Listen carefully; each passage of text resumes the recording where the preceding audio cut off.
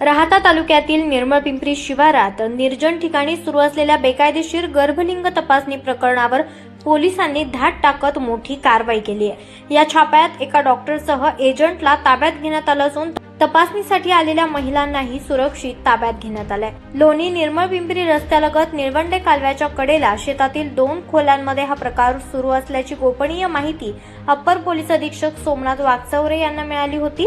त्यानुसार तातडीनं पथक तयार करण्यात आलं। श्रीरामपूरचे उपविभागीय पोलीस अधिकारी जयदत्त भवार, लोणीचे सहाय्यक पोलीस निरीक्षक युवराज आठरे यांच्या नेतृत्वाखाली पथकानं घटनास्थळी छापा टाकून कारवाई केली आहे।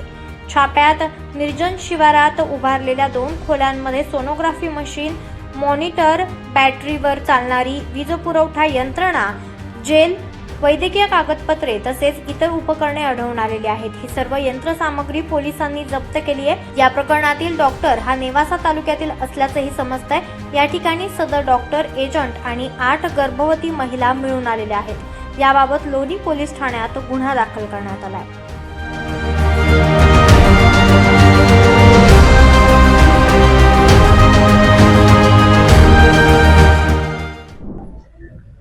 आज सायंकाळी निर्मळपिंपरी शिवारामध्ये एक डॉक्टर गर्भलिंग निदान चाचण्या एका ठिकाणी करत असल्याची माहिती आपल्याला मिळाली होती।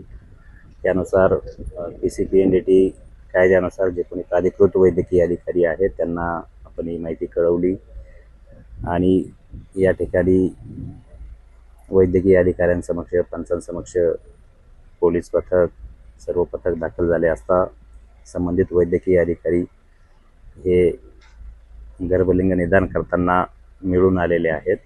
त्याबाबतचा सविस्तर पंचनामा पण केलेला आहे आणि लोणी पोलीस स्टेशन या ठिकाणी संबंधित डॉक्टर, त्याचप्रमाणे यामध्ये असणारे जे कोणी एजंट सामील आहेत अशांवर आपण गुन्हा दाखल करण्याची कारवाई करत आहोत। आता जे काही आपण घटनास्थळी जी प्राथमिक माहिती घेतलेली आहे, एकंदरीत 8 गर्भवती महिला या ठिकाणी मिळून आलेल्या आहेत। त्या नाशिक, बीड या जिल्ह्यांमधून मोस्टली या ठिकाणी आलेल्या आहेत।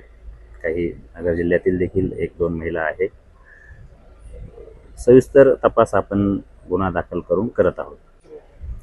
जे या ठिकाणी आपण जी विचारपूस केली प्राथमिक, त्यानुसार 3 4 व्हीलर या ठिकाणी आणलेले आहेत। एक 4 व्हीलरमध्ये ते डॉक्टर आहेत आणि 2 4 व्हीलरमध्ये ज्या काही गर्भवती महिला आहेत आणि जे एजंट वगैरे आहेत ते या ठिकाणी आलेलं आहे असं दिसून येत आहे। आवाज जनतेचा, लढा सर्वसामान्य जनतेच्या न्याय हक्कांसाठी।